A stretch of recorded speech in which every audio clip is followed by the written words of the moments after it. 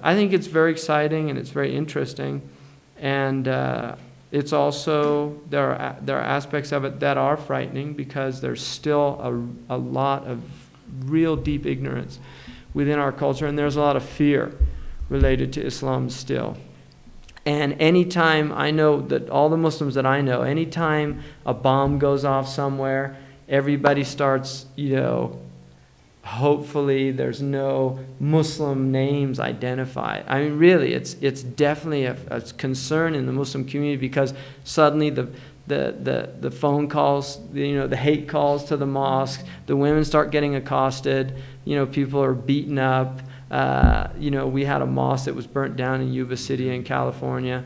This stuff really affects just a newspaper, some newspaper article, and we all feel it. So we're living in a very precarious type of environment, and I think all the Muslims in this country really feel that there's just, it's very, very precarious. And Oklahoma City was an example of, you had people on the radio immediately, these talk already just saying, well, there were 3 Middle Eastern looking people identified near the scene, and boom, one of the Iraqi women lost her baby. She aborted her baby because her house the rocks were being thrown at them in the neighborhood.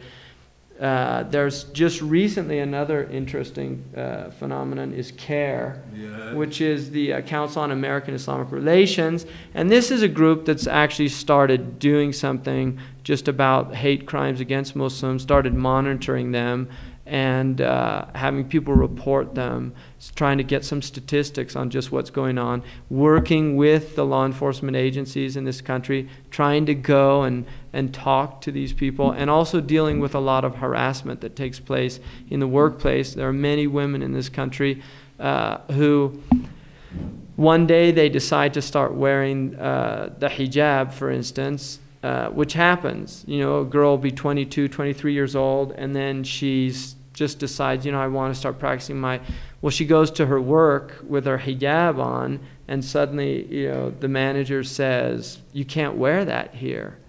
And there have been a lot of cases now, and basically, so far, I think, as far as I know, the Muslims have won all of the cases involving this, that it is a religious right for a woman to wear the veil. And it's interesting that the French government, I don't know if people are aware of this, the French government outlawed wearing the scarf in their public schools.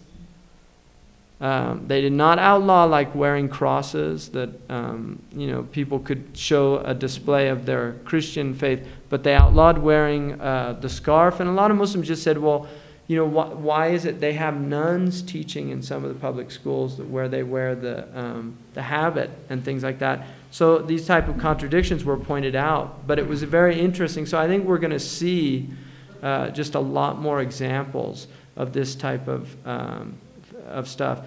Now there's Muslims working in Washington. Our congressman has a very devout Muslim on his staff now, Congressman Tom Campbell. And so you're getting Muslims in the political process. You're getting Muslims starting to get into newspaper. There's a lot of Muslims that are majoring in journalism in this country, wanting to go into these areas. So I think we're going to just see a lot of interesting things in the future.